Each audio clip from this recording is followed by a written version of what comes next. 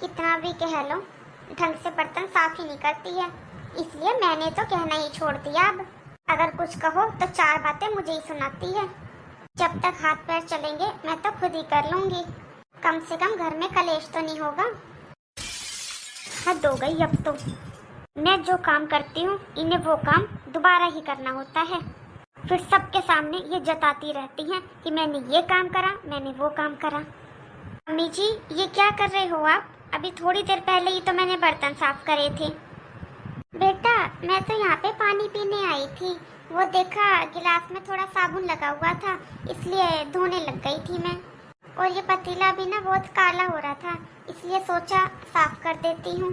Kitchen में रखा हुआ सामने दिखाई दे रहा था ना, तो अच्छा नहीं लग रहा था। मैं कर लूंगी साफी से, कोई बात नहीं, तू जा आराम कर ले। मम्मी जी, ये सारे काम मैंने पहले कभी करे नहीं हुए। मैंने अपने मायके में कभी काम नहीं किया,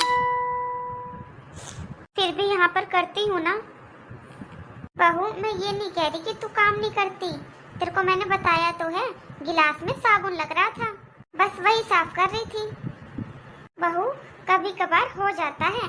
मैं तेरे से ये थोड़ी ना कह रही हूँ कि तूने जानबूझकर बर्तन साफ नहीं धुले। कोई बात नहीं, मैं कर लूंगी।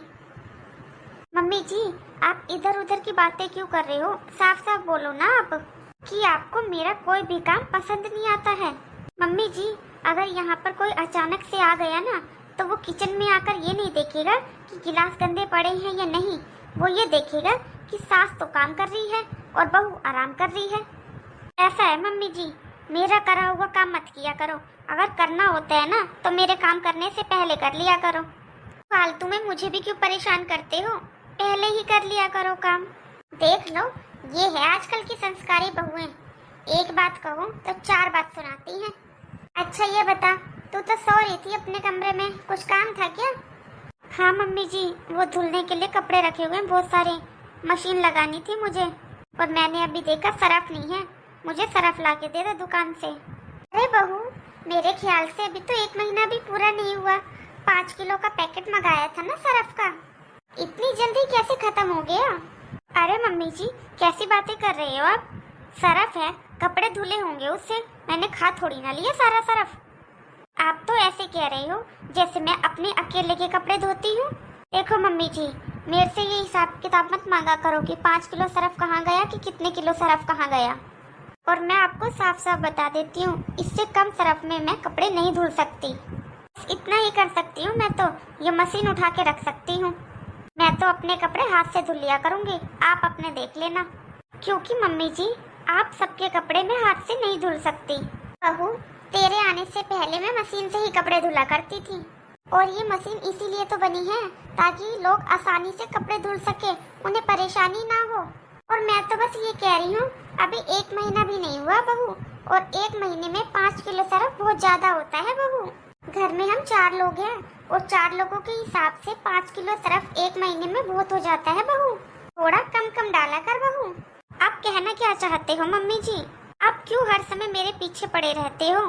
सारी गलतियाँ मैं ही करती हूँ क्या मम्मी जी? कभी मैं बर्तन साफ नहीं धुलती, उनमें साबुन लगा छोड़ देती हूँ। मैं कपड़े धोने के लिए सरफ भी ज्यादा यूज करती हूँ। आपका कहने का मतलब ये है सारी फिजूल खर्ची मैं ही करती हूँ। बहू, मैं अभी लेकर आती हूँ सरफ, और मेरे कहने का वो मतलब नहीं था जो तू समझ रही है। मैं तो बेटा तेरे को बस यही समझा रही हूँ कि ये घर तेरा है और आगे चलकर इसे तुझे ही संभालना है। हमने तो ये घर जितना बसाना था बसा लिया, अब ये घर बसाना तेरी जिम्मेदारी है बहू।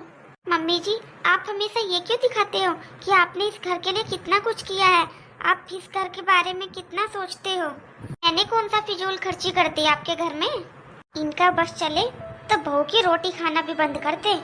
आजकल की सासों को बहुओं की रोटी खाना तक पसंद नहीं है।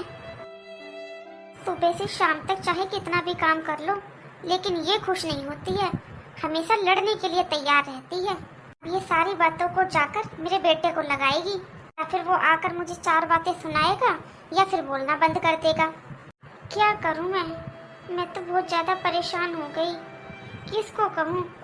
बेटा तो बहू की ही मानता है, मैं कुछ कहूं तो फिर मैं नहीं चाहती कि मेरी वजह से बहू बेटे में लड़ाई हो। क्या बात मम्मी, आज कुछ स्पेशल है क्या? क्या हुआ बेटा, तुझे ऐसा क्यों लग रहा है? आज सुबह से मम्मी किचन से बहुत अच्छी खुशबू आ रही है खाने की। आज अब सुबह से किचन में कुछ ना कुछ बना रही हो। इतनी तैयारियां, कुछ तो स्पेशल है आज।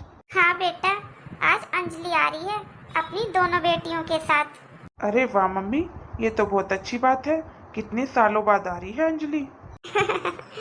देखो बेटी के आने पर कितना खुश हो रहे हैं।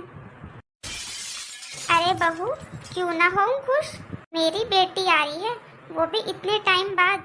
वही तो बता रही हूँ मैं आपको, बेटी के आने की इतनी खुशी।